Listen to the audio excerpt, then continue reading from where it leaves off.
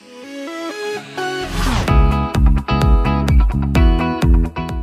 everyone, thank you for joining us for this week's episode of Waggin Wednesday, where we chat with our training and enrichment team here at El Paso Animal Services on some frequently asked questions that we get from pet owners, adopters, fosters on training advice or behavior issues, stuff like that. So this week we have Miriam joining us. Hi Miriam, thank you. Hi. So this week we are going to be talking about bonding with your pet. So Miriam, can you start off a little bit on how you can bond with your new pet? Yes, ma'am. So bonding with your new dog is very important because they are new to you, you're a stranger to them, they're a stranger to your home environment, and you need to make them a little bit more comfortable. And there are several ways people approach these new training methods. Some are called nothing in life is free, where you require your new dog to perform a behavior prior to getting anything from you, food, attention, all of that. I'm not the biggest fan of it. Certainly is a good training method, but I prefer a different one, which is called Smart 50.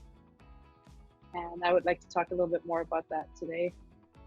Smart times 50 is versus the other training methods. It does not create pushy dogs, for example. Let's say you require your dog to perform a behavior every time you're trying to do something. Let's say a dog has to bark at you, and in order to get your attention, you're going to create a dog that is just going to try all the behaviors that worked previously for him, like for example barking, and just perform them so he can get something from you. It is also very restrictive and based on hierarchies. And Smart times 50, it's the opposite of that. It's very stress-free. You can choose a couple behaviors, and everybody in the household can really just jump in and, let's say you write them on the whiteboard if you're living with roommates, and you have, I want to reinforce the dog for coming when called or for attention away from you.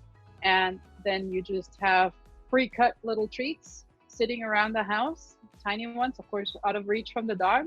And you reinforce the behavior. Reinforcing the behavior would be saying the dog's name, and the dog responds to it if that's the behavior that you so choose, and then giving them the treat. Say yes, mark it with a yes, and then good boy.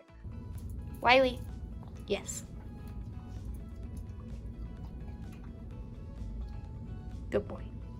And the name, making eye contact and the name with you, it's very important because you want to have the dog to know that association, and you want the dog coming when called, because what if it runs out the front door? And so those are the behaviors that I would choose.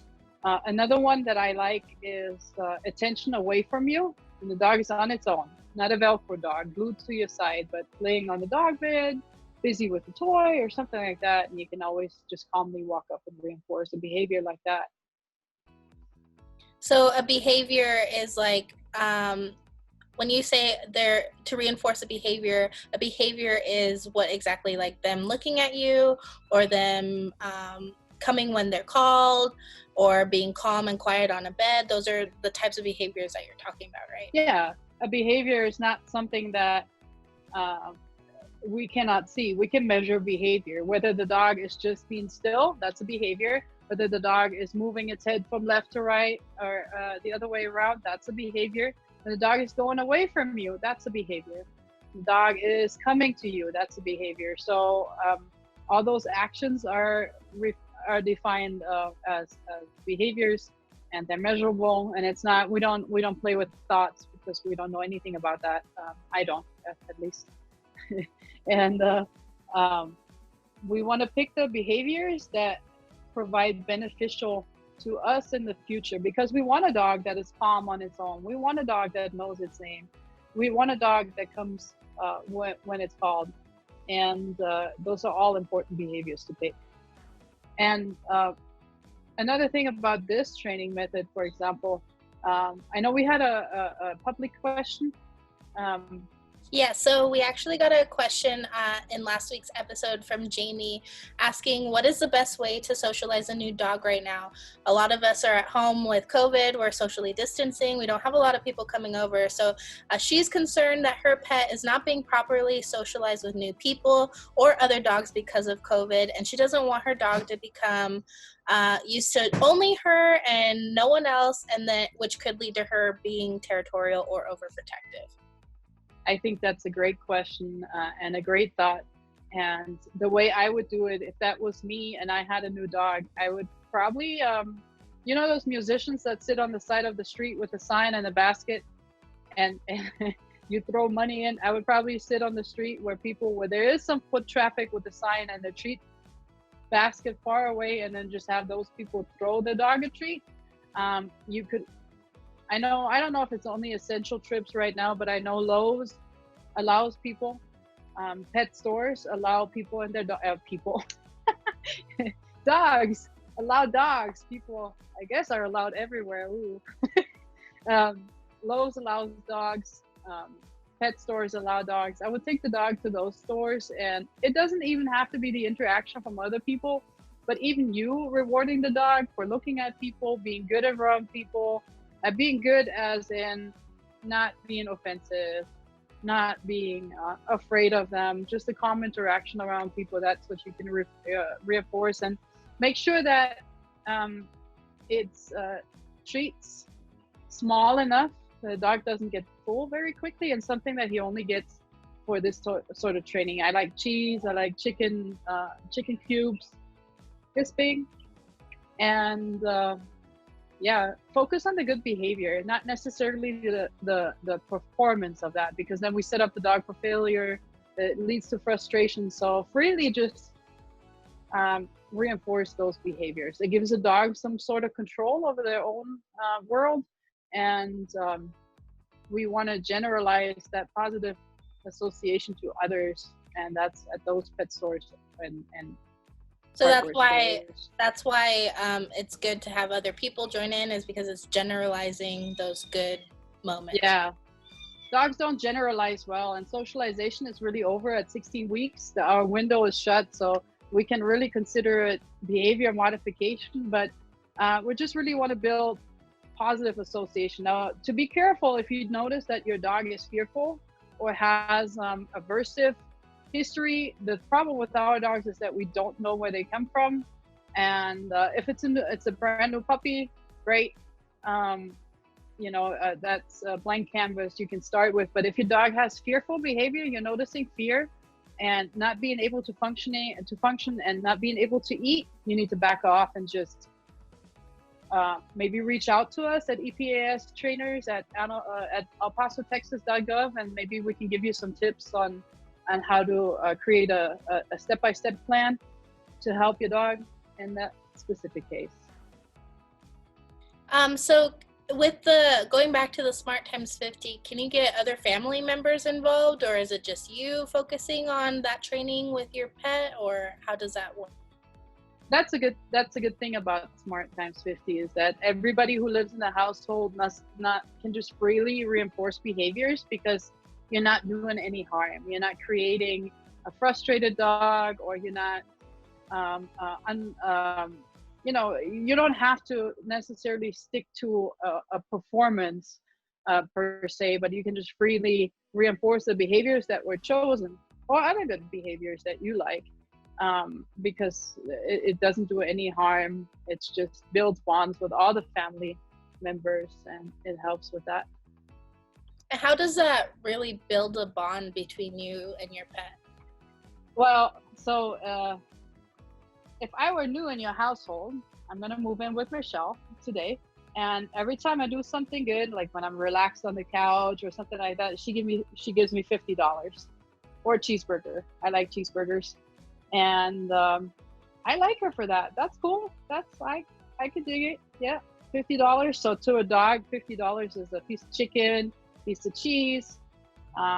It's very simple. So whatever builds a positive association with your caretaker, in that case, it's whatever works for that dog. So that's how it if that makes any sense. Is there a reason behind why it's called Smart Times 50? I'm honestly not sure. Or like, where does the 50 come from? Is it like 50 pieces of treats or? Oh, okay. I'm sorry. Yes, I just assumed that everybody knows dog trainer brain.